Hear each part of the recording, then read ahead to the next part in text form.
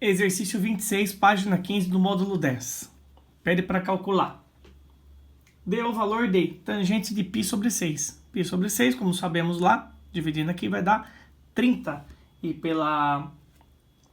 é o tangente de 30, né? Π sobre 6 aí. 180 por 6 dá 30. E aí a tangente de 30, se você olhar na tabelinha lá dos ângulos notáveis, ela vale exatamente a raiz de 3 sobre 3, sem segredo aí. Tangente de π mais π sobre 6. Na verdade, isso aqui é uma tangente de 2π sobre 6. Que se você simplificar, vai dar o mesmo que a tangente de, cortando, dividindo aqui por 2 e aqui por 2, você encontra o π sobre 3. Só que π sobre 3 é 60 graus. 180 por 3, 60. E lá na tabelinha dos ângulos notáveis, a tangente de 60, ela vale raiz de 3. Se você olhar no gabarito aí, ele não fez essa simplificação. Ele colocou π sobre 6. Tem um erro aí nesse gabarito, certinho? Então, se você olhar, a tua resposta vai estar diferente da minha. Ele colocou raiz de 3 sobre 3 como no item A. Mas, na verdade, é só raiz de 3 porque ele não fez a simplificação corretamente aqui. Só corrigindo aí. Tangente de 120. Se você procurar lá no seu ciclo trigonométrico, vamos puxar aqui a folhinha do ciclo trigonométrico. 120 está mais ou menos aqui, ó. Se você procurar o simétrico dele no primeiro quadrante, ele é exatamente o 60. 60 graus, certo? Então, é o mesmo que a tangente de 60, só que aqui com o sinal trocado, né? Porque aqui a tangente onde eu estava calculando, que era o 120, onde estava o arco original, a tangente é calculada com sinal negativo. Então, isso aqui é o mesmo que a tangente de 60, só que com o sinal trocado. Então, é o contrário da tangente de 60. Que se você olhar na sua tabelinha, que a gente já fez aqui, ó, é o menos raiz de 3. Que eu tinha falado para você, ó, π sobre 3 aqui, ó, é a mesma conta. Certo?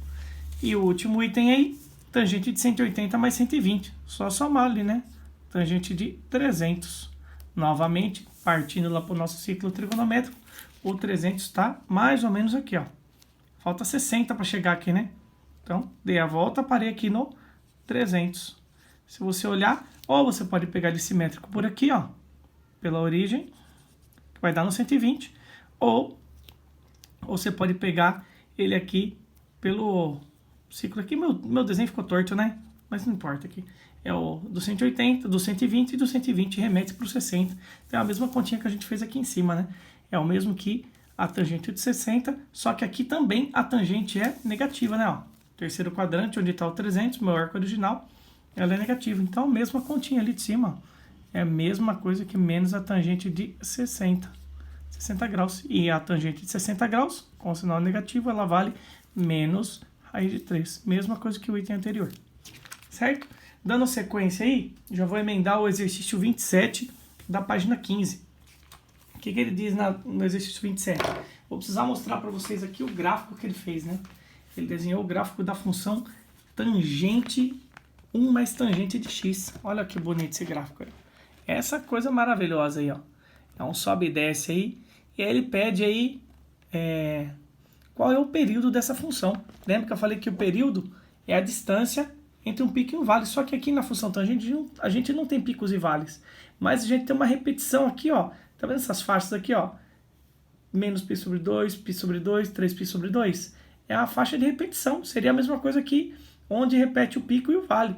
Então, se você medir quanto tem daqui até aqui, ó, se você pegar 3π sobre 2 menos π sobre 2, você vai perceber que o período dela é somente π. 3π sobre 2 menos π sobre 2 vai dar 2π sobre 2, que dá π.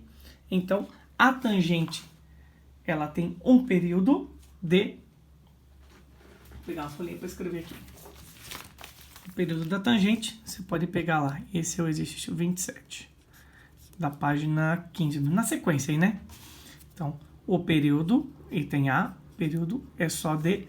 Pode fazer a continha que eu acabei de fazer agora, ó.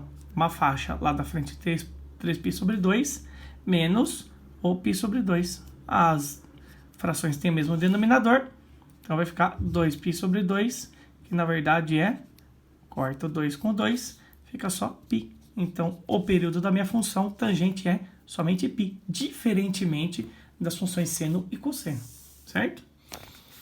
Próxima pergunta.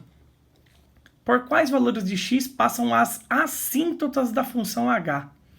Quando ele diz assíntota, não sei se lembram quando eu comentei, faz muito tempo, né? Assíntota é uma reta em que o gráfico se aproxima, mas ele nunca toca. Então, se você for ver, esses valores são esses aqui, ó, essas retas pontilhadas aqui que sobem, ó. Se você perceber aqui a continuidade do gráfico, ó, ele vai passar muito pertinho dessa reta. Vai descer lá no infinito para baixo e vai subir no infinito aqui para cima. Vai passar muito perto dessa reta pontilhada aqui, ó. Mas ele nunca vai tocar. Então, na verdade, essas são as assíntotas do gráfico. São as retas em que o gráfico passa muito perto, mas não toca. Então, é qualquer valor de π sobre 2, ou, e como eu estou falando de um intervalo de um período de π, que é o que a gente calculou aqui no item A. Então, essas assíntotas, elas têm os seguintes valores aí. Vou pegar meu enunciado aqui.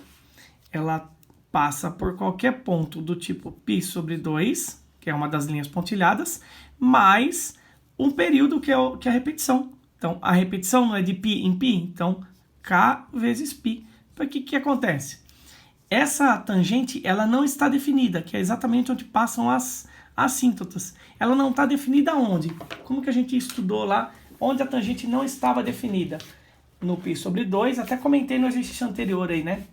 Ela não está definida no π sobre 2 e no 3π sobre 2 e em todos os seus múltiplos, né?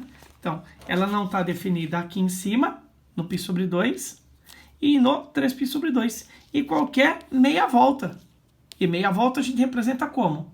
É só π. Então, é k vezes meia volta. Então, k vezes π, porque cada meia volta vale π, certo? Se duas voltas, se uma volta completa vale 2π, meia volta vale π só. Então, por isso que as assíntotas são definidas da seguinte maneira. De π sobre 2 em π sobre 2. Olha lá o desenho de novo, ó. Aqui, ó. Tava no menos π sobre 2, vai para o outro π sobre 2, pulou 1π, depois pulou mais outro π e assim por diante. O próximo seria 5π sobre 2, 7π sobre 2. De π em π, ela vai repetindo. Então, essas assíntotas passam nesses valores. π sobre 2 mais k vezes um número inteiro, não coloquei aqui na frente, né? K é um número inteiro que representa o número de meia volta. Isso aqui representa meia volta. Meia volta. Exatamente o que eu mostrei para você lá no gráfico, ó. Não é volta completa, é meia volta, ó. Então, cadê? Aqui. Meia volta, ó. Nesse ponto aqui, meia volta para nesse, meia volta para nesse, meia volta nesse e fica dando de meia em meia volta. Por isso que é só π sobre 2 mais kπ. E o item C, ele fala do... pergunta aqui, ó. Vou mostrar para vocês aqui. Quais são o domínio e o conjunto imagem da função h? O domínio, como a gente falou, pode ser qualquer valor real, exceto os valores por onde passam as assíntotas. Então, R menos... Quais são os valores que passam as assíntotas? π sobre 2 mais kπ. π sobre 2 mais kπ. Ela não passa por esses valores, então eu não posso calcular para π sobre 2 ou qualquer um de seus múltiplos aí, de meia em meia volta aí, né? Como a gente viu ali no item A. No item B, desculpa. E a imagem, se você observar o gráfico, a função tangente, ela tem como imagem onde seria a sombra dessas curvas, ó. Imagina aqui uma fonte de luz aqui, ó. Como que seria a sombra dessa curva aqui, ó? Desse pedacinho ou desse, qualquer um deles, que são todos simétricos, no meu eixo Y. Como ela vai para cima e vai para baixo infinitamente, então a imagem também é infinito. Ou no caso seria o próprio eixo Y completo. E sabemos que o eixo Y completo é uma reta real. Então, a imagem da função h seria o próprio conjunto dos reais, que é o eixo Y completo, né? Ou, se você quiser denotar como intervalos reais, de menos infinito até mais infinito. Ou, se você não gosta dessa notação, para ficar igual o gabarito do livro aí, menos infinito, mais infinito. Colchete aberto para os dois lados, certo? É isso aí, pessoal.